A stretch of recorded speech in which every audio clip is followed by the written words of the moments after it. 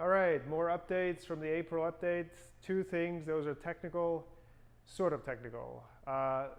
The keyboard functions, as you're tabbing through fields and entering through fields, you can now control them. Enter can have a different function than tab, and it can be user-defined. So I was in the previous video trying to figure that out and sort of fumbled around in it. Now I got it, so I wanted to show you guys how that works. I think that's pretty interesting. The user can set it up, personalize it for his page. So an awesome feature. Also, we have the old zoom back. If you remember the NAV zoom, we have that now in Business Central. So it's actually coming with a little bit more than zoom used to do. You can see the table fields and the values, etc. So I'm going to show you how that is as we're browsing through the April update. Take a look.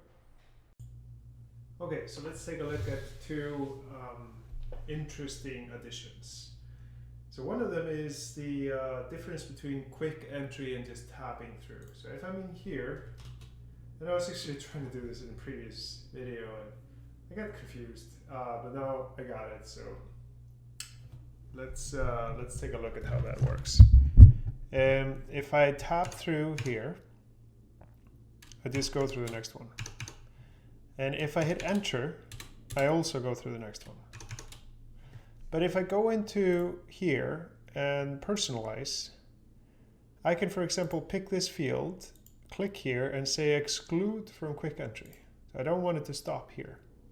And just hit done. So if I go up here, if I tab through, I go through.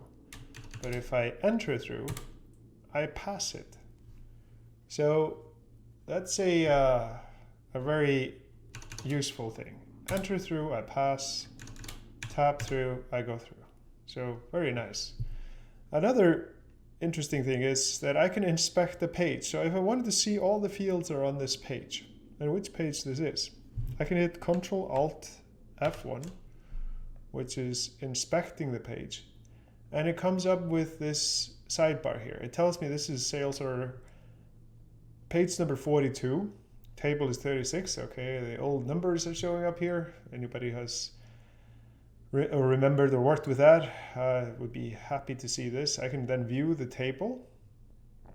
And here I can see all the table fields with the data. I can see if there's any extensions. This is just a Microsoft extension.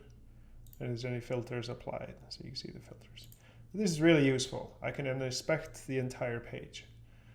So a couple of really great additions to this system again from the April update.